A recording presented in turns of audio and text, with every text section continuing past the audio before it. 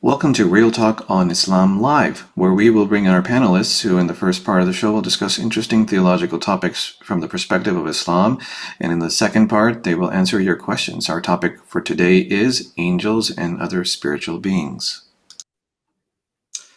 Assalamu alaikum. Peace be with you all. Welcome to our episode 6 on Real Talk on Islam Live. And today we have a very interesting subject that we're going to discuss and talk about. And it's the concept of angels and other spiritual beings. Now, we've mentioned angels before in other episodes, but we're going to kind of go deep dive into this topic today. Of course, we have a time frame that we have to work in, so we're going to do our best. Obviously, we work off the platform of the Holy Quran as our main source of reference.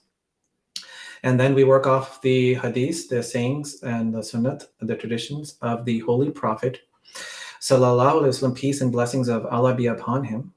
And then we work off the writings of Hazrat Mirza Ghulam Ahmad, the promised Messiah, peace be on him, and his writings in his books. And of course, then we work off of the literature of the books of his Khulafa. We are sponsored by the National Outreach Department of the Ahmadiyya Muslim Community USA. And we are a representative of the worldwide organization, the Ahmadiyya Muslim Community. Our community was founded in 1889 by Hazrat Mirza Ghulam Ahmad, peace be on him, the promised Messiah. And he founded the community based on peaceful tenets, peaceful foundation of Islam, and the foundation of understanding of the oneness of God.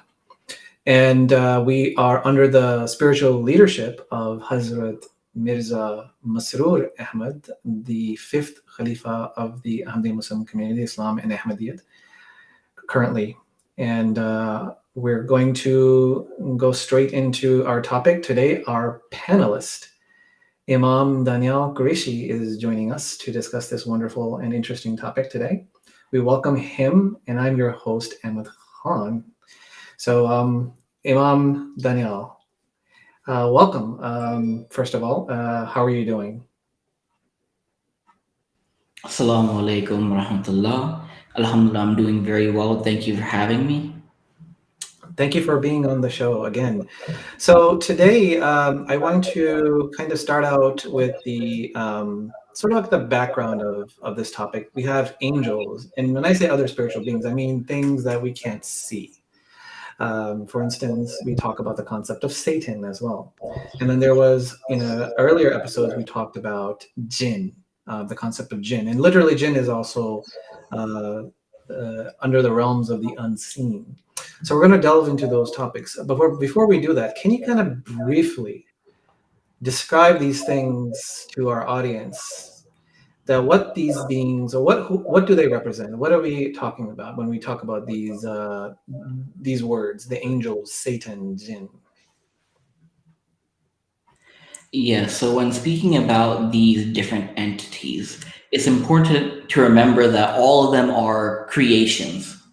Everything is created by Allah, but they all have their individual distinctions amongst themselves, such as angels. Angels are distinct in being creations of Allah that serve Him completely and are completely under His order and have no free will. Whereas other creations, such as jinn or even Satan, as you could say, these are creations of God that have been given in the circumstances free will. For jinn, there are multiple categories that you can find within jinn. You can find something, it's often described as those things that are unseen or unknown. So that includes things such as bacteria and germs, and can even go all the way up to certain human beings that possess what would seem like superhuman attributes at times. Thank you very much for describing briefly what we're going to get into. We're going to use a few books as our frame of reference when we talk about this subject. Today, Essence of Islam, volume the 1 through 5. which are writings of Hazrat Mirza Ghulam Ahmad, peace be on him. And then we're also going to use his book that he wrote called The Elucidation of Objectives, or Tawzieh Maram. That's a book that he wrote as well. And then a very interesting book we're going to reference is from the writings of, or the sermon and the writings of Hazrat Mirza Bashiruddin Mahmud Ahmad, the second Khalifa of the Ahmadiyya Muslim community. May Allah be pleased with him. And his book was Malaikatullah, the Angels of Allah. So we're going to use those frames of reference. So it's interesting that I want to kind of set up the argument of, first of all, how can we even prove the existence of these things, right? We know that these concepts exist in religious language, but let's go into, let's say, maybe the historical concept from this. We know that multiple faiths, Imam Daniel, talk about this. And in fact, we're going to dive into this subject through the book, The Angels of Allah, where the second Khalifa, may Allah be pleased with him, talks about that different faiths, like the Zoroastrian faith, which is one of the oldest faiths, and then Judaism and also Hinduism, and of course Christianity, describe the different aspects of how they believed in angels. Specifically, the second Khalifa states, he says that due to the influence of current knowledge, the concept of angels does get criticized today by the grace of Allah. We can prove their existence the same way as we have proven other hidden things. Why do people criticize these things, Imam Daniel? Well, when you talk about why people criticize certain ideas and concepts that most religions believe in, it's simply because they don't take the time to look into the truth behind the matter. They feel that simply, if it's not logical in their mind, then it can't exist. But they don't take the effort to look for the evidence regarding these things. You're right. I think it goes the same for the existence of God, why people question the existence of God. And in Islam, one of the articles of faith is to believe in the angels as well, in order to be a believer in Islam, or a true believer in God's existence, because of angels being the extension of God's power. So the second Khalifa basically talks about how the Zoroastrian faith has the concept of duality, right? And in it, it describes two different kinds of gods, one of light and one of darkness. And he actually kind of summarizes that the reason they ended up in this situation is because they turned the concept of Satan into a god as well, and they turned the concept of angels and melded it into the concept of divinity as well. So lightness represents God and the angels, and darkness represents Satan. So that concept is there, but it's really talking about angels. In fact, the details of this is that we get into very specifics on very specific angels that are mentioned in the Zoroastrian faith that also resembles the language that Islam talks about when we talk about Jibra'il, and Christianity knows him as Gabriel, the angel of Gabriel. And they say they believe in the Vahu Manu, which has the same connotations in the sense of what the angel Gabriel, or Jibra in the language of the Arabic language, Jibra means the one who guides a person to the righteous path, or the reformer. So how come these relationships exist in the first place, Imam Daniel? It has to be something that is related to the proof of their existence. Yes. So if you look at the teachings and the writings of the second caliph, he also talks about, in another book, regarding the proof of the existence of God. He gives evidences that one can use for the proof of the existence of God.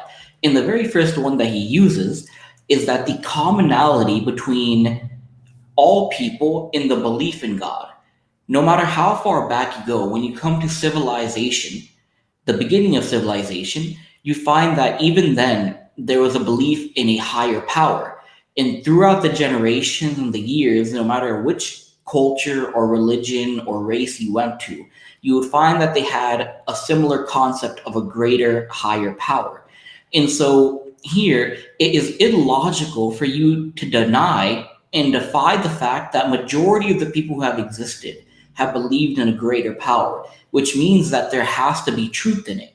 In a similar fashion, when it comes to angels, you see all major organized religions, all the way back to Zoroastrianism, which is one of the oldest in existence, have believed in angels. And not only that, as you mentioned, they have similarities in their belief that shows that there is a distinction in how they believed in those angels, and that there has to be proof and evidence that exists for them to exist. Yeah, and of course, we're not really comparing like exactly the same things when it comes to what Islam is telling about the other faiths, because the other faiths did interpolate a lot of this information.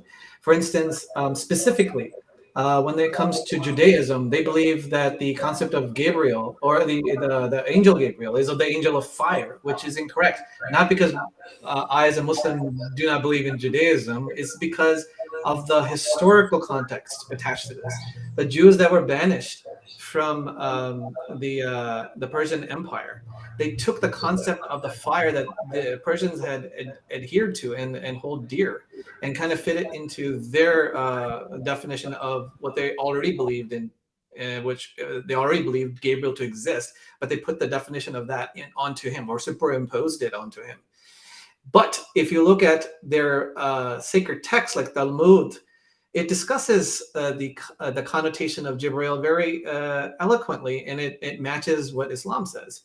So it does look like that it has been interpolated by different cultures over time. In your knowledge, is that not true, that in the interpolation is something that has created a rift between what Islam is saying right now and what the other cultures are saying, the same thing but in a different language or a different concept? Yes, as knowledge is passed down, whatever type of knowledge it is, whether it be religious or non-religious, there's always dilution whenever it changes hands. So this is true that you can say that different cultures, different religions, if they were to take knowledge from others, it may change as it enters their hands as well. So let's kind of come into the area what Islam believes in, and when it comes to the concept of angels. I'm going to read you a quotation of the promised Messiah, Hazrat Mirza Ghulam Ahmad, peace be on him. And this one is from The Essence of Islam, volume 1, pages 152 to 156. And he writes, "Whatever is recorded of the angels in the book of God, that they are completely obedient to him, the same is said of every leaf and every particle in the earth. Everything is obedient to him. Not a leaf can fall without his command. No medicine can heal without his command, nor can any food prove agreeable without it. God himself made one law for the angels in heaven and another one for man on earth. In his kingdom of heavens, God has given no choice to the angels." So God made one law for the angels in heaven and another one for man on earth. In his kingdom of heaven, God has given no choice to the angels. Man can be much better than angels, for angels cannot make progress in goodness. So what is the promised Messiah saying here in terms of comparison of us and angels, and also what angels really are when it comes to Islam, Imam Daniel? Yes, so as you just pointed out, there are two specific things that we can take from this excerpt. The first is the difference between man and the difference between angels. The difference is that man has been given free will, whereas angels are obligated to always follow the will of God. They are assigned their positions and they're given their duties, and there is no angel that can overcome that obligation. Whereas man has been given the distinction to make choices out of his own free will and out of his own nature. And as the Prophet Messiah has said this allows man to progress farther than angels, for he can make choices and make sacrifices of his own free will, whereas angels do not have that opportunity. And you mentioned the second part. Here we also see when the Prophet Messiah ﷺ says that every leaf and every particle in the earth, everything is obedient to him. Here we see that the Prophet Messiah ﷺ has made the connection between angels and nature. Angels, in truth, are all the forces under God's power. He has created them.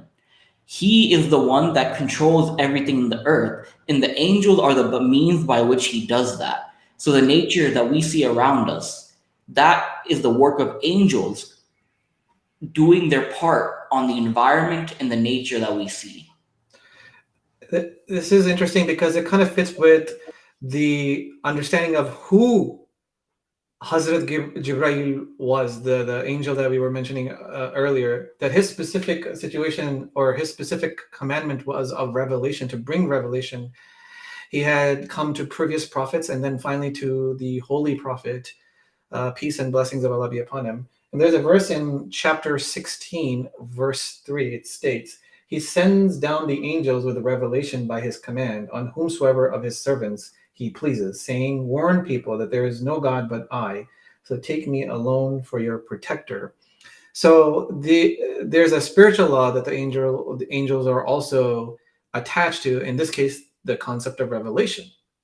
So first of all, the understanding of Gabriel, that means Gabriel has come to previous messengers. Is that not correct, Imam Daniel? Yes. So as we mentioned before, each angel has their purpose. The angel Gabriel is distinct in that he is the angel that brings revelation to the prophets. And that is his duty. And he is known as the archangel. And there are other angels who are given different duties. There are some that take life. There are some whose only purpose and only existence is to pray.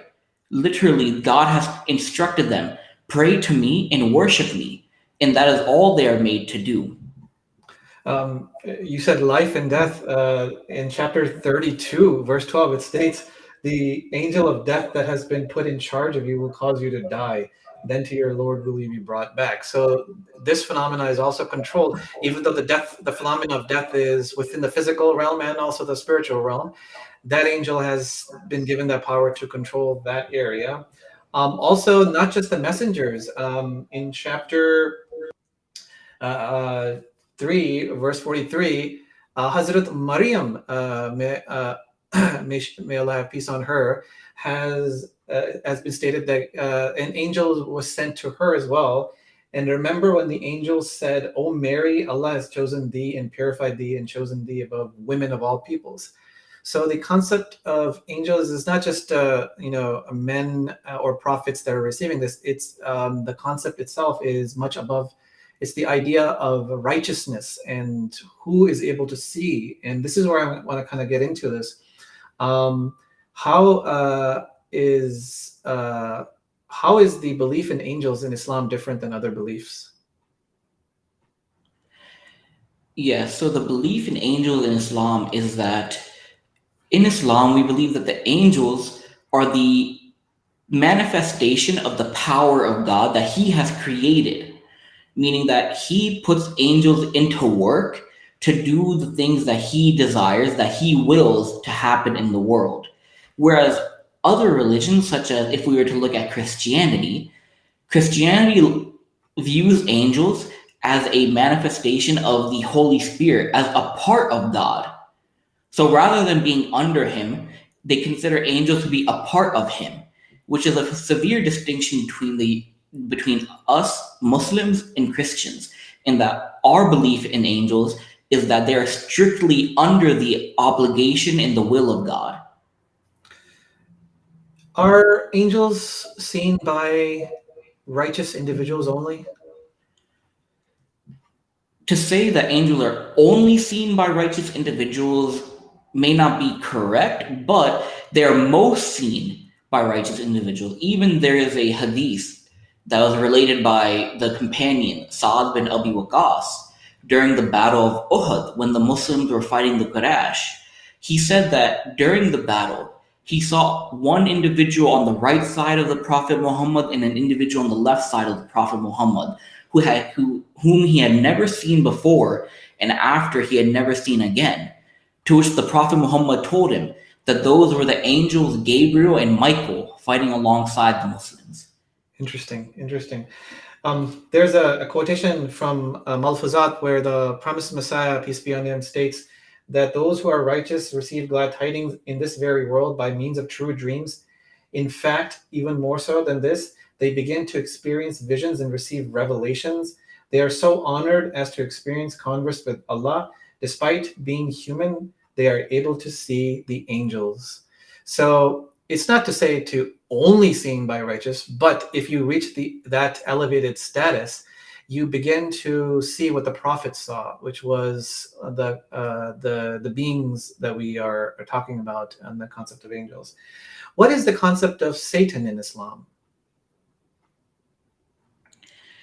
So oftentimes the concept of Satan is misinterpreted, especially in this Western culture, where there's misconceptions regarding the origins and the existence of Satan.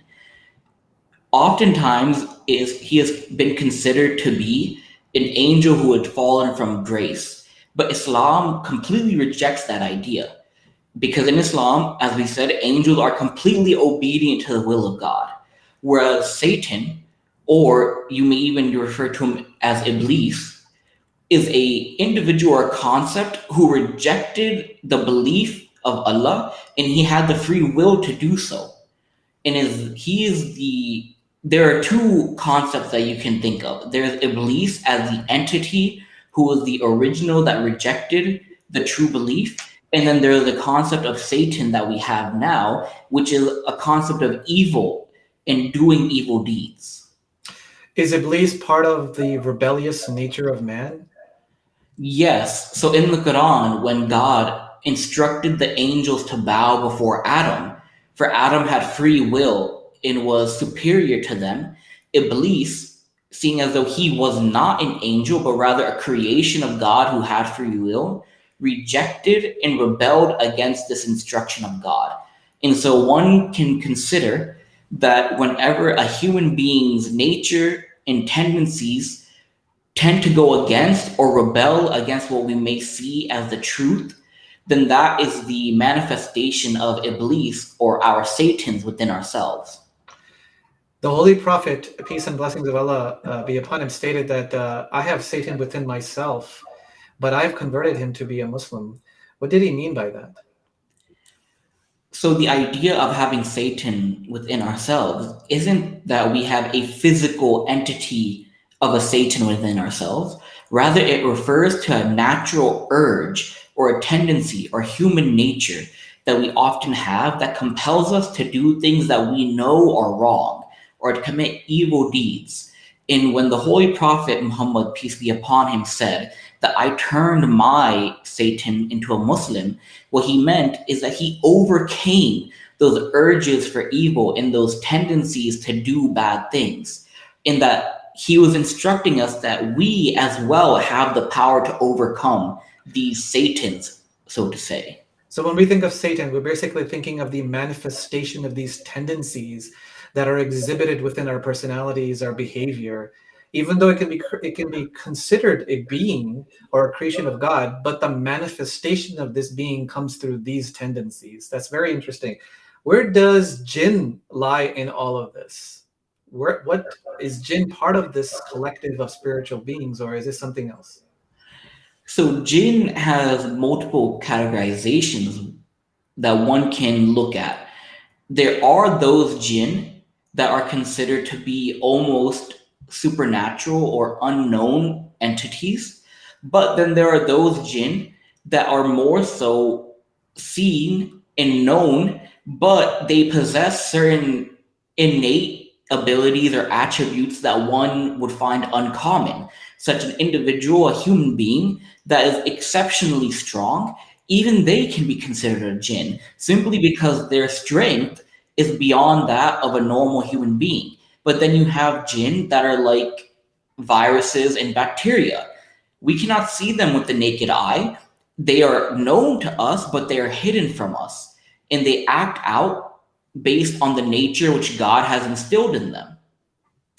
There's a question by our audience. Says, do angels help or protect us in response to? So what is the answer to that question? Are they a helping factor?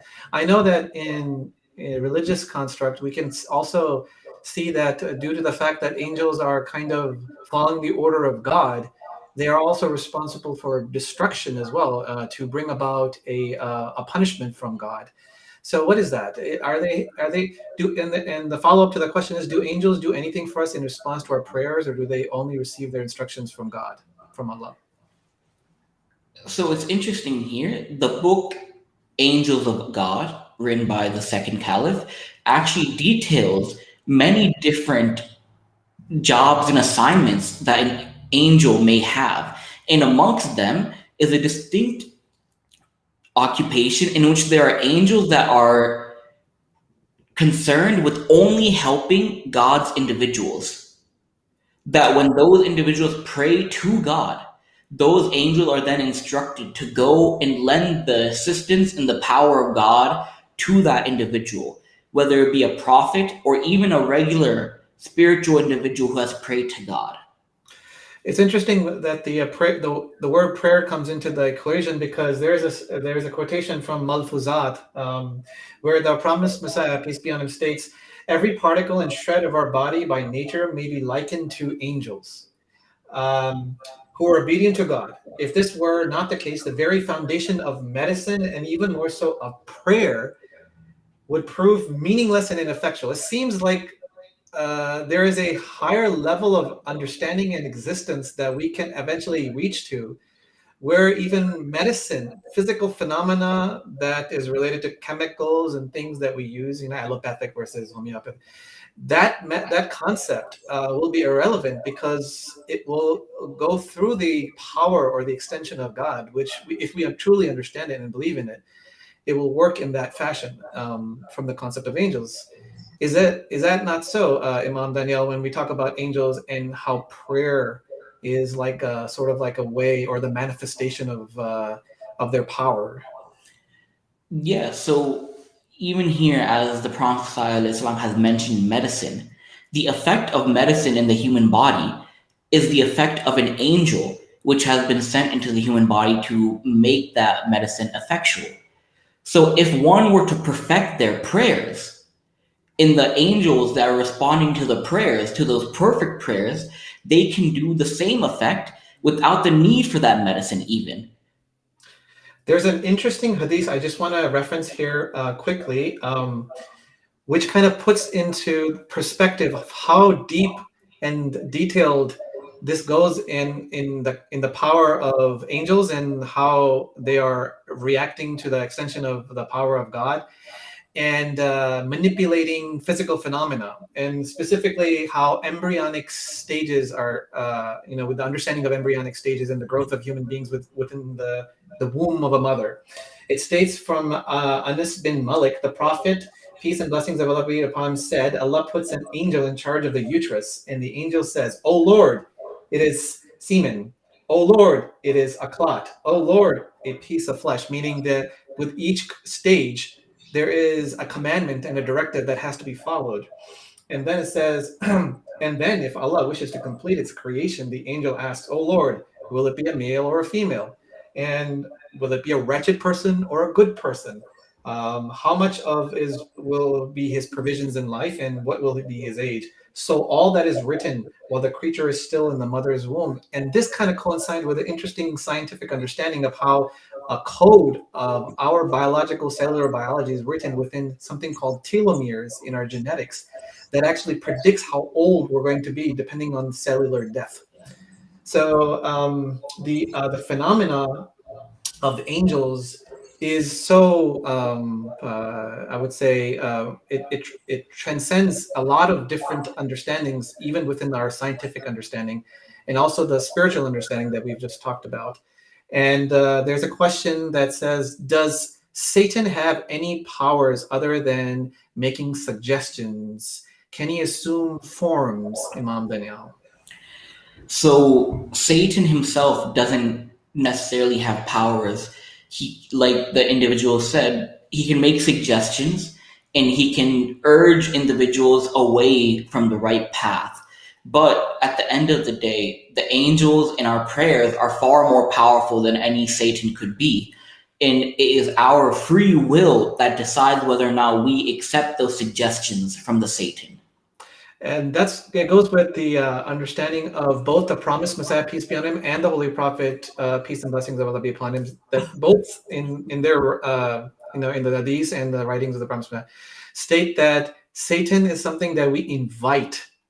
It cannot come into it cannot manifest itself without our invitation. And you're absolutely right. It kind of coincides with what you just said.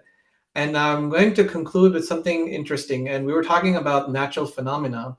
And the second Khalifa, may Allah be pleased with him, wrote in Angels of Allah. He states that, and I'll read this from that book. There has been a fatwa against the promised Messiah, meaning an edict, a religious edict against the promised Messiah, peace be on him, that say he does not believe in angels. So the promised Messiah gave a very interesting take on the one of the major purposes of angels. However, he has, the promised Messiah has ad nauseum discussed the existence of angels in his books, Tawzi and Maram, we just said, Elucidation of Objectives. In another book called Aynate Kamalate Islam, he mentions angels in detail in those books and has proven through the Holy Quran that their connection is with astrophysical phenomena. And there's a quotation from the Elucidation of Objectives I wanted to read. For how can this cosmos, and this is from pages 37 through 38, Elucidation of Objectives, for how can this cosmos function in accordance with the divine will unless each of its particles is engaged in an angel carrying out his imperatives? Can anyone try to disprove this? And in another place, the promised Messiah, peace be on him, also said that within every star there sits an angel. The energy of that star comes from the power of that angel. So I wanted to conclude with that takeaway in mystery and also in awe of us as human beings, that why the concept of angels is so important to believe in as being Muslims. Hopefully, we were able to encapsulate that kind of enthusiasm of the Quran and the words of the Holy Prophet and the words of the promised Messiah. May Allah have peace and blessings on both of them. So I think it was a great conversation, Imam Daniel. I really enjoyed it. I believe the audience enjoyed it as well. And hopefully it's informative enough to go for others to read these books and to understand it for themselves, and try to reach that status that the promised Messiah is talking about, the elevated status, so that we may be able to see these wonderful creations of God, hopefully, in our existence, in our life, that God will give us that opportunity. So we're very appreciative that you joined us for this conversation today. Of course, we're limited by time, and we have to honor that. So with that being said, thank you very much. Jazakallah. Peace be with you. We hope you have a great day. Assalamu alaikum. Thank you for joining us today as we had an in-depth discussion on the topic of angels and other spiritual beings. We hope you enjoyed it. Please join us next on December 5th at the same time, where we discuss, can a human being be a personification of God? Don't forget to subscribe to our channel below for the notifications of future shows.